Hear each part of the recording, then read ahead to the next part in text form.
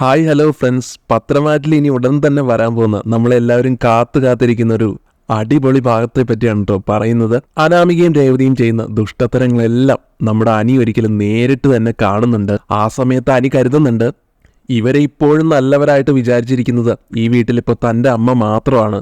തൻ്റെ അമ്മ ഓരോ ദിവസവും ഇവളുടെ മുന്നിൽ ഇങ്ങനെ വിഡ്ഢിയായിക്കൊണ്ടിരിക്കുകയാണല്ലോ. എന്തായാലും അനാമികയുടെ വീട്ടുകാരുടെയും തനിനിറം, ഇവർക്ക് ഈ കുടുംബത്തോട് സ്നേഹമില്ലെന്നും തൻ്റെ കുടുംബത്തിന്റെ സ്വത്തിലാണ് ഇവൾക്കും ഇവളുടെ വീട്ടുകാർക്കും കണ്ണെന്നും അനി തിരിച്ചറിയുന്നുണ്ട്. മാത്രമല്ല ഇത് ജാനകിയെ കൂടെ ബോധ്യപ്പെടുത്താൻ തന്നെ അനി തീരുമാനിക്കുന്നുണ്ട്. അങ്ങനെ ജാനകിയെ വിളിച്ചോണ്ട് വന്നിട്ട് ഇവരുടെ ദുഷ്ടത്തരങ്ങളെല്ലാം കംപ്ലീറ്റ് കാണിച്ചു കൊടുക്കുന്നുണ്ട് അനി. ഇതെല്ലാം കണ്ടും കേട്ടും ജാനകി ശരിക്കും തകർന്നു പോകുന്നുണ്ട്, ആകെ അങ്ങ് ഇല്ലാതായി പോകുന്നുണ്ട്. ആ ഒരു കിഡിലൻ ട്വിസ്റ്റ് നിറഞ്ഞ എപ്പിസോഡാണ് കേട്ടോ ഇന്ന് പറയുന്നത്. അപ്പോൾ ആദ്യം തന്നെ കാണിക്കുന്നത് അനാമികയുടെ അച്ഛനും അമ്മയും അനന്തപുരിയിലേക്ക് വരുന്നതാണ്. ഇവരുടെ വരവ് കണ്ടപ്പോഴേക്കും ജാനകി സന്തോഷത്തോടെ ഓടി ചെല്ലുന്നുണ്ട്. ആഹാ, ആരൊക്കെയാ വരുന്നത് എന്ന് പറയുമ്പോൾ രേവതി തിരിച്ചു പറയുന്നുണ്ട്, എന്ത് ചെയ്യാനാ ജാനകി, വീട്ടിലിങ്ങനെ തനിച്ചിരിക്കുമ്പോൾ എപ്പോഴും മോളുടെ ഓർമ്മയാണ്. അപ്പം തന്നെ മോളെ കാണാൻ തോന്നും. ആ സമയം വേണുവേട്ടൻ വിളിച്ചാൽ എത്ര തിരക്കാണെങ്കിലും എന്നെ ഇവിടെ കൊണ്ട് ആക്കി തരും. വേണുവും പറയുന്നുണ്ട്, അത് പിന്നെ പറയണോ, മക്കളോട് സ്നേഹമുള്ള അച്ഛനമ്മമാർ അങ്ങനെ തന്നെയല്ലേ. പ്രത്യേകിച്ച് എനിക്കും രേവതിക്കും കൂടി ഒരൊറ്റ മകളാ. അവളെ കാണണമെന്ന് തോന്നുമ്പോൾ ഞങ്ങൾ ഇങ്ങോട്ട് ഓടി വന്നല്ലേ പറ്റൂ. ഇതെല്ലാം കേൾക്കുമ്പോൾ ജാനകിയും പറയുന്നുണ്ട്, അതിനെന്താ, മോളെ കാണാൻ അനാമികയുടെ അച്ഛനും അമ്മയ്ക്കും എപ്പോൾ വേണമെങ്കിലും ഇങ്ങോട്ട് വരാലോ. അപ്പോഴേക്കും അനാമിക അങ്ങോട്ട് വരുന്നുണ്ട്. അനാമികയെ കണ്ടപാടെ വേണു ഒരു ഷോ ഇറക്കുന്നുണ്ട്. അയ്യോ, മോൾക്ക് എന്താ ഒരു ക്ഷീണം പോലെ, മോള് നന്നായിട്ട് ഭക്ഷണമൊന്നും കഴിക്കുന്നില്ലേ എന്നിങ്ങനെ പറയുന്നത് കേൾക്കുമ്പോൾ ജാനകി പറയുന്നുണ്ട്, മോൾക്ക് ഇഷ്ടപ്പെട്ട ഭക്ഷണമൊക്കെ ഞാൻ ഉണ്ടാക്കി കൊടുക്കുന്നുണ്ട്. അല്ല, ഞാൻ വേറൊന്നും കൊണ്ട് ചോദിച്ചതല്ല കേട്ടോ. എൻ്റെ മോൾക്ക് ഓരോ ഇഷ്ടപ്പെട്ട തരം ഭക്ഷണങ്ങളുണ്ട്, അതൊക്കെ കിട്ടിയാലേ അവൾ നല്ലോണം ഭക്ഷണം കഴിക്കൂ. ഇത് കേൾക്കുന്നതും ജാനകിയുടെ മുഖം ഒന്ന് വാടുന്നുണ്ട്. എന്നാൽ രേവതി പറയും, ഞങ്ങൾക്ക് ജാനകിയെ വിശ്വാസക്കുറവൊന്നുമില്ല. ജാനകി ഞങ്ങളുടെ മോളെ പൊന്നുപോലെ നോക്കുമെന്നുള്ള വിശ്വാസം കൊണ്ടാണ് ഞങ്ങളുടെ മോളെ ഇപ്പോഴും ഇവിടെ നിർത്തിയിരിക്കുന്നത്. അല്ലെങ്കിൽ എന്നേ ഞങ്ങൾ വീട്ടിലോട്ട് കൊണ്ടുപോയനെ. ഉടനെ ജാനകി പറയുന്നുണ്ട്, അയ്യോ അങ്ങനെയൊന്നും പറയല്ലേ, എനിക്കൊരു മോളില്ല. ആ സ്ഥാനത്താണ് ഞാനിപ്പോൾ അനാമിക മോളെ കാണുന്നത്. അത്രയ്ക്ക് ഞാൻ ഇവളെ സ്നേഹിക്കുന്നുണ്ട്. എന്തായാലും നിങ്ങൾ വന്ന കാലിൽ നിൽക്കാതെ അങ്ങ് അകത്തോട്ട് കയറിയിരിക്കെ എന്നും പറഞ്ഞ് ജാനകി അവരെ അകത്തേക്ക് സ്വീകരിച്ചിരുത്തുന്നുണ്ട്.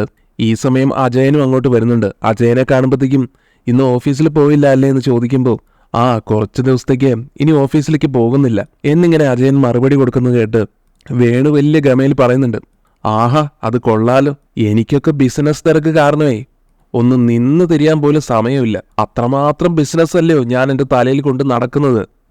എന്തായാലും അജയൻ ഭാഗ്യവാനാ, ഫ്രീ ആയിട്ട് ഇങ്ങനെ ഇരിക്കാൻ പറ്റുന്നുണ്ടല്ലോ. എന്നാൽ ഈ പറഞ്ഞതൊന്നും അജയൻ അത്ര പിടിക്കുന്നില്ല. അജയൻ ഉടനെ തന്നെ പറയുന്നുണ്ട്, അതിന് ഞാൻ വെറുതെ ലീവ് എടുത്ത് ഇവിടെ ഇരിക്കുന്നതല്ല, എനിക്ക് കുറച്ച് ഹെൽത്ത് ഇഷ്യൂസ് ഉണ്ട്, അതുകൊണ്ട് തൽക്കാലം ഞാൻ കുറച്ച് റെസ്റ്റ് എടുക്കാമെന്ന് കരുതി. ജാനകിയും കൂടെ പറയുന്നുണ്ട്, അതെ, അജയേട്ടന് കുറച്ച് ദിവസമായിട്ട് ഒരു അസ്വസ്ഥത പോലെ. അപ്പോൾ ഡോക്ടർ പറഞ്ഞു കുറച്ച് ദിവസം ഓഫീസിലോട്ടൊന്നും പോകണ്ടെന്ന്, വീട്ടിലിരുന്ന് നന്നായിട്ട് റെസ്റ്റ് എടുക്കാനാണ് പറഞ്ഞത്. ഉടനെ വേണു പറയുന്നുണ്ട്, അയ്യോ, മോൾ അതിനെപ്പറ്റി ഒന്നും പറഞ്ഞില്ലല്ലോ. അങ്ങനെയായിരുന്നെങ്കിൽ അജയനെ കുറച്ച് ഫ്രൂട്ട്സ് ആയിട്ട് നമുക്ക് വരായിരുന്നു. ഇതിപ്പോൾ മോളൊന്നും പറഞ്ഞതുമില്ല. നമുക്ക് മോളെ കാണണമെന്ന് പെട്ടെന്ന് അങ്ങ് തോന്നി, പിന്നെ ഒന്നും നോക്കാതെ ഇങ്ങോട്ടേക്ക് അങ്ങ് വന്നതാ. വരുന്ന വഴിക്കാണെങ്കിൽ ഒന്നും വാങ്ങിയതുമില്ല. അത് കേൾക്കുന്ന അജയൻ പറയുന്നുണ്ട്, അതിനെന്തിനാ നിങ്ങൾ വാങ്ങിച്ചുകൊണ്ട് വരുന്നത്? ഇവിടെ ഏത് സമയവും എല്ലാത്തരം ഫ്രൂട്ട്സും ഉണ്ടാകും, പുറമേ നിന്ന് ഒരാൾ കൊണ്ടുവരേണ്ട ആവശ്യമൊന്നുമില്ല. അല്ല, എന്നാലും അടുത്ത ബന്ധുക്കൾ എന്ന നിലയ്ക്ക് നമ്മൾ കൊണ്ടുവരണമല്ലോ എന്ന് വേണു വീണ്ടും പറയുമ്പോൾ, അതിൻ്റെ ഒന്നും ആവശ്യമില്ല, അതിന് മാത്രം എനിക്ക് എന്താ അസുഖമുള്ളത്? ചെറിയൊരു ക്ഷീണം, അതിന് ഞാൻ കുറച്ച് ദിവസം റെസ്റ്റ് എടുക്കുന്നു, അത്രയല്ലേ ഉള്ളൂ. ഇതിനിടയിൽ രേവതി പറയുന്നുണ്ട്, വേണുവേട്ടാ നിങ്ങൾ സംസാരിച്ചിരിക്കുക, ഞാൻ മോളുടെ കൂടെ മുകളിലുണ്ടാകും. ശരി, ദേ പെട്ടെന്ന് ഇറങ്ങിക്കൊള്ളണം, എനിക്ക് ചെന്നിട്ടേ ഒരു മീറ്റിംഗ് അറ്റൻഡ് ചെയ്യാനുള്ളതാ എന്നിങ്ങനെ വേണുവും പറയുന്നുണ്ട്. അപ്പോൾ രേവതി പറയും, ഈ വേണുവേട്ടൻ്റെ ഒരു തിരക്ക്, ഏത് സമയത്തും തിരക്കാം, ഞാൻ പെട്ടെന്ന് വന്നേക്കാം എന്ന് പറഞ്ഞ് അനാമികയും വിളിച്ചുകൊണ്ട് മുകളിലോട്ട് പോവുകയാണ്. വേണു ആണെങ്കിൽ ഓരോ കാര്യങ്ങൾ അജയനോട് ചോദിച്ചുകൊണ്ടിരിക്കുകയാണ്. ആദ്യം തന്നെ ചോദിക്കുന്നുണ്ട്, ഏതെങ്കിലും പ്രോപ്പർട്ടി കൊടുക്കാനുണ്ടോയെന്ന്. വലിയ പണക്കാരാണെന്ന് അറിയിക്കാൻ വേണ്ടി എന്തെങ്കിലും പ്രോപ്പർട്ടി കൊടുക്കാനുണ്ടെങ്കിലേ അത്യാവശ്യം നല്ല കാണാൻ കൊള്ളുന്ന പ്രകൃതിയോട് ഇണങ്ങിയ സ്ഥലം അങ്ങനെ കിട്ടുവാണെങ്കിൽ എത്ര കാശ് വേണമെങ്കിലും തരാം, എനിക്ക് സ്ഥലം കിട്ടിയാൽ മതി, ഇനിയിപ്പോൾ കോടികൾ പറഞ്ഞാലും വലിയ കുഴപ്പമൊന്നുമില്ല എന്നെല്ലാം വെച്ച് കാച്ചുന്നുണ്ട്. അജയൻ ഇതൊക്കെ കേട്ടിട്ട് അങ്ങ് ദേഷ്യം വരുന്നുണ്ട്. എന്നിട്ട് പറയുന്നുണ്ട്, അതെ വേണു, ഞങ്ങൾ അങ്ങനെ പ്രോപ്പർട്ടി ഒന്നും ആർക്കും വാങ്ങി വിൽക്കാറില്ല. ഓരോ സ്ഥലത്തു നിന്നും പ്രോപ്പർട്ടി നമ്മൾ വാങ്ങാറേ ഉള്ളൂ, വിൽക്കാറില്ല. വേണു അത് കേട്ട് ചമ്മുന്നുണ്ട്. അല്ല, ഞാൻ വല്ലതും വിൽക്കാൻ വെച്ചിട്ടുണ്ടോ എന്നറിയാൻ വേണ്ടി ചോദിച്ചെന്നേ ഉള്ളൂ എന്ന് പറയാണ്. മുകളിൽ അനാമികയും രേവതിയാണെങ്കിലും പല ഗൂഢമായ ചർച്ചകളിലുമാണ്. അനാമികയും അനിയും തമ്മിൽ ഇപ്പോഴും ഒരടുപ്പവുമില്ലെന്ന് മനസ്സിലാക്കുന്ന രേവതി അനാമികയെ ഉപദേശിക്കുന്നുണ്ട്. മോളെ, നീ ഏത് സമയവും ഇങ്ങനെ അവനുമായിട്ട് അകലം പാലിച്ചുകൊണ്ടിരിക്കുന്നത് അതത്ര ഗുണം ചെയ്യില്ല കേട്ടോ. അവനെ നിന്നോട് ഞാനൊന്ന് സ്നേഹിക്കാൻ പറഞ്ഞതല്ലേ, പിന്നെ നീ എന്താ അത് ചെയ്യാത്തത്? അനാമികയ്ക്ക് ഇത് കേട്ട് ദേഷ്യം വരുന്നുണ്ട്. ദേ അമ്മേ, എന്നെ കൊണ്ട് പറ്റുന്നത് വല്ലതും പറ, പറ്റാത്ത കാര്യം പറഞ്ഞിട്ട് ഞാൻ എന്ത് ചെയ്യാനാ എന്ന് പറയാണ് അനാമിക. ശേഷം രേവതിയോട് ചോദിക്കുന്നുണ്ട്, അമ്മ പറഞ്ഞ സാധനം കൊണ്ടുവന്നിട്ടുണ്ടോന്ന്. ഓ, കൊണ്ടുവന്നിട്ടുണ്ട് മോളെ, ദേ ബാഗിലുണ്ട്. അതും പറഞ്ഞ് ബാഗ് തുറന്ന് അത് കാണിച്ചു കൊടുക്കുന്നുണ്ട്. ഒരു പാക്കറ്റില് കുറച്ച് വെള്ള പൊടിയാണ് കേട്ടോ രേവതി കൊണ്ടുവന്നിരിക്കുന്നത്. അപ്പോൾ ഇതിനെക്കുറിച്ച് ഇവരിങ്ങനെ സംസാരിച്ചുകൊണ്ടിരിക്കുന്ന സമയത്താണ് അനി മുറിയിലോട്ട് വരുന്നത്. രേവതി അനാമികയോട് പറഞ്ഞു കൊടുക്കുന്ന കാര്യങ്ങളെല്ലാം അനി കേൾക്കാനിടയാവുന്നുണ്ട്. രേവതി പറയാണ്, ഇപ്പോഴുള്ള ഈ ബന്ധത്തിനേക്കാൾ അനിയുമായിട്ടുള്ള ബന്ധം മൂർച്ഛിക്കണമെങ്കിൽ നിങ്ങൾക്കിടയിൽ ഒരു കുഞ്ഞ് വേണം മോളെ. കുഞ്ഞെന്ന് കേൾക്കുന്നതും അനിക്കങ്ങോട്ട് ദേഷ്യം വരുന്നുണ്ട്. ഇവളെ കൊണ്ട് തന്നെ ഞാൻ പൊറുതി മുട്ടി നിൽക്കുകയാണ്, അതിനിടയിലാണ് ഇനിയൊരു കുഞ്ഞ് എന്നിങ്ങനെ മനസ്സിൽ ദേഷ്യത്തോടെ പറയുകയാണ് അനി. ആ സമയത്താണ് രേവതി പറയുന്നത്, ദേ നമ്മുടെ ലക്ഷ്യമെന്ന് പറയുന്നതേ ഇവിടുത്തെ സ്വത്തുക്കളാണ്. അതെങ്ങനെയെങ്കിലും കുറച്ചെങ്കിലും മോളുടെ പേരിലാവണം, എന്നാലേ നമുക്കൊന്നും ഇവിടെ പിടിച്ചു നിൽക്കാൻ പറ്റും മോളെ. ഇവരൊന്നും ഇങ്ങനെ ചിന്തിച്ചില്ലെങ്കിലേ അത്ഭുതമുള്ളൂ. ഇവരുടെ സംസാരം തുടങ്ങിയപ്പോൾ തന്നെ തോന്നിയതാ വളച്ചു കെട്ടി എങ്ങോട്ടാ പോകുന്നതെന്ന്. എന്തായാലും എൻ്റെ അമ്മ ദിവസം കൂടുന്തോറും ഇവളുടെയൊക്കെ മുന്നിൽ വിഡ്ഢിയായിക്കൊണ്ടിരിക്കുകയാണല്ലോ, അത് ഇനിയും അനുവദിച്ചു കൊടുക്കരുത് എന്നൊക്കെ തീരുമാനിക്കുന്നുണ്ട് അനി. തുടർന്ന് രേവതി അനാമികയ്ക്ക് പറഞ്ഞു കൊടുക്കുകയാണ്, മോളെ, അനിയെ നീ എങ്ങനെയെങ്കിലും കുപ്പിയിലാക്കണം. അവനെ എങ്ങനെയെങ്കിലും വശീകരിച്ച് കുപ്പിയിലാക്കി വെക്കണം. പിന്നെ അവൻ നിന്റെ കാൽച്ചോട്ടിൽ കിടക്കുമെന്നേ. നീ പറയുന്നതെല്ലാം അവൻ തത്തേ പോലെ അനുസരിക്കും. അതുകൊണ്ട് നീ പറയുന്നതെല്ലാം കേൾക്കുന്ന ഒരു പുരുഷനായിട്ട് അവൻ മാറണമെങ്കിൽ ഇതൊരു മാർഗമേ ഉള്ളൂ മോളെ. രേവതിയുടെ ഈ വർത്തമാനം കേട്ടിട്ട് അനിക്കങ്ങോട്ട് ദേഷ്യം വരുന്നുണ്ട്. ദേഷ്യം കടിച്ചു പിടിച്ച് നിൽക്കുകയാണ് അനി. എന്നാലും ഇവരെന്തൊരു സ്ത്രീയാ, ഞാൻ കരുതിയതിനേക്കാൾ എത്ര മോശപ്പെട്ടവരാ ഇവര്. ഇതെന്തായാലും അമ്മ അറിഞ്ഞേ പറ്റൂ. അവളുടെ കാൽ കീഴിൽ കിടക്കാൻ നിന്ന് കൊടുക്കാൻ ഞാൻ ഇങ്ങ് വരട്ടെ എന്നൊക്കെ ചിന്തിക്കുകയാണ് കേട്ടോ അനി. അങ്ങനെ ജാനകിയെ ഇതെല്ലാം അറിയിക്കണമെന്നുള്ള ഒരു തോന്നലുണ്ടാവുകയാണ് അനിക്ക്. കൃത്യസമയത്ത് തന്നെയാണ് ജാനകി അതിലൂടെ പാസ് ചെയ്യുന്നതും. ജാനകിയെ കാണുന്ന അനി ശബ്ദം ഉണ്ടാക്കാതെ ജാനകിയുടെ അടുത്തേക്ക് ചെല്ലുന്നുണ്ട്. എന്നിട്ട് പറയുന്നുണ്ട്, അമ്മേ, അവളുടെ അച്ഛനും അമ്മയും വന്നിട്ടുണ്ട്. ഉടനെ ജാനകി ചോദിക്കും, നീ അങ്ങോട്ടേക്ക് ചെന്ന് നോക്കിയോടാ, ഞാൻ കണ്ടു അവര് വന്നത്. നീ എന്താ ഇവിടെ തന്നെ നിൽക്കുന്നത്? ചെന്ന് അങ്കിളിനോട് പോയിട്ട് സംസാരിക്കേ. അപ്പൊ അനി പറയും, ഓ എനിക്കൊന്നും വയ്യ അമ്മേ, പിന്നെ അമ്മ എൻ്റെ കൂടെ ഒന്ന് വന്നേ, ഞാനൊരു കാര്യം കാണിച്ചു തരാം. ജാനകി പക്ഷെ വരുന്നില്ല. ഞാനേ അച്ഛനെയും അമ്മയും വിളിക്കാൻ പോവുകയാണ് എന്ന് പറഞ്ഞ് പോകാൻ തുടങ്ങുന്നു. അനി നിർബന്ധിക്കാണ് കേട്ടോ ജാനകിയെ, അമ്മ എൻ്റെ കൂടെ ഒന്ന് വാ, പെട്ടെന്ന് പോവാം. ചേടാ, ഇത് വലിയ കഷ്ടമായല്ലോ, എന്നാ പിന്നെ നീ നടക്കെന്നും പറഞ്ഞ് ജാനകി ഒട്ടും താല്പര്യമില്ലാതെ അനിയുടെ കൂടെ പോകുന്നുണ്ട്. അങ്ങനെ അനി ജാനകിയെ അനിയുടെ മുറിയുടെ അടുത്തേക്ക് കൊണ്ടുപോവുകയാണ് കേട്ടോ, ഈ അനാമികയും രേവതിയും തമ്മിലുള്ള സംസാരമെല്ലാം കേൾപ്പിക്കാൻ വേണ്ടിയിട്ട്. ഇതിനിടയിൽ ജാനകി വീണ്ടും ചോദിക്കുന്നുണ്ട്, നീ നിന്റെ മുറിയിലോട്ടാണോ എന്നെ കൊണ്ടുപോകുന്നത്? എടാ, അവിടെ അനാമികമോളുടെ അമ്മയും ഉണ്ട്. അവര് കുറച്ച് ദിവസം ആയില്ലേ കണ്ടിട്ട്, പലതും സംസാരിക്കാനുണ്ടാവും. അതിനിടയ്ക്ക് നമ്മൾ കയറി ചെല്ലണോ എന്നൊക്കെ ചോദിക്കുമ്പോൾ അമ്മ മിണ്ടരുത്, മിണ്ടാതെ ഇവിടെ നിന്ന് ഞാൻ പറയുന്നതൊക്കെ കേട്ടോളണം. എടാ, നീ എന്തൊക്കെയാടാ നീ പറയുന്നത്? എനിക്കൊന്നും മനസ്സിലാവുന്നില്ല. അമ്മയൊന്നും മിണ്ടാതിരുന്നിട്ട് ശാന്തമായിട്ട് അവര് പറയുന്നതൊക്കെ കേൾക്കാൻ ശ്രമിക്കുക. പക്ഷെ ജാനകി വീണ്ടും പറയും, അയ്യേ, മറ്റുള്ളവർ പറയുന്നത് നമ്മൾ ഒളിഞ്ഞെന്ന് കേൾക്കുകയോ? ഇതെന്തൊരു മോശം സ്വഭാവമാടാ അനി, നിന്റെ സ്വഭാവമൊക്കെ മോശമായിട്ട് വരുന്നുണ്ട് കേട്ടോ. അപ്പൊ അനി പറഞ്ഞു കൊടുക്കുന്നുണ്ട്, അമ്മ ആദ്യം അവര് പറയുന്നത് കേട്ടിട്ട് എന്റെ സ്വഭാവം മോശമാണോ അല്ലയോ എന്ന് പറ. എന്തായാലും രണ്ടും കൽപ്പിച്ചുകൊണ്ട് ജാനകി അവര് പറയുന്നത് കേൾക്കാൻ തന്നെ ഒരുങ്ങുന്നുണ്ട്. ഇവിടെ അനാമികയും രേവതിയും ചേർന്നിട്ട് അനിക്ക് കൊടുക്കാൻ വേണ്ടി പാലിൽ ആ പൊടി കലർത്താനൊക്കെ തുടങ്ങുമ്പോഴാണ് ജാനകി ഇതെല്ലാം കണ്ടുകൊണ്ട് മുറിക്ക് പുറത്തങ്ങനെ നിൽക്കുന്നത്. പാലിൽ ആ പൊടി കലർത്തിക്കൊണ്ട് രേവതി പറയുന്നുണ്ട്, ദേ മോളെ, ഈ പാൽ എങ്ങനെയെങ്കിലും അനിയുടെ വയറ്റിലെത്തണം കേട്ടല്ലോ.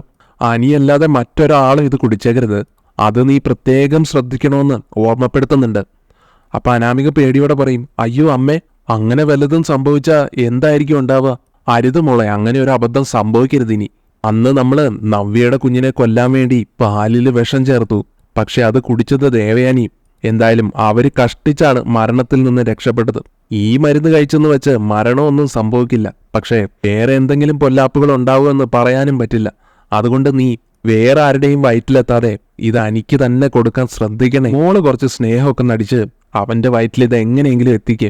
ആ ശരി അമ്മേ, ഞാൻ എന്റെ കഴിയുന്നതും നോക്കാം. ദേ നോക്കിയാ പോരാ, അവന്റെ വയറ്റിൽ ഇത് എത്തിക്കഴിഞ്ഞാൽ മാത്രമാണ് നിങ്ങൾക്കിടയിൽ ഒരു കുഞ്ഞുണ്ടാവുകയുള്ളൂ. അങ്ങനെ ആകുമ്പോഴാണ് നിങ്ങളുടെ ഈ ബന്ധത്തിന് ഒരു ദൃഢത ഉണ്ടാവുന്നത്. അത് കഴിഞ്ഞാൽ പിന്നെ നമ്മൾ ഇവിടുത്തെ സ്വത്തിന്റെ ഒക്കെ അവകാശികളായില്ലേ മോളെ. പിന്നെ നമുക്ക് എന്ത് വേണം? അത് കഴിഞ്ഞാലേ നിന്റെ കുഞ്ഞിനും ഇവിടുത്തെ സ്വത്തിൽ അവകാശം ഉണ്ടാകും. നീ അതൊക്കെ ഒന്ന് ഓർത്തു നോക്കാൻ രേവതി അങ്ങനെ പറയുമ്പോൾ, എന്തായാലും അമ്മയുടെ ഐഡിയ കൊള്ളാം, ഇതെങ്കിലും ഒന്ന് സക്സസ് ആയാൽ മതി എന്ന് പറയുന്നുണ്ട് അനാമികയും. അതൊക്കെ ആകും മോളെ, നീ സന്തോഷമായിട്ടിരിക്കെ. ആദ്യം നീ ഈ പാലുണ്ടല്ലോ അവന് ചെന്ന് കൊണ്ട് കൊടുക്ക്. ജാനകിയാണെങ്കിൽ ഇതെല്ലാം കേട്ടുകൊണ്ട് നിൽക്കുകയാണല്ലോ.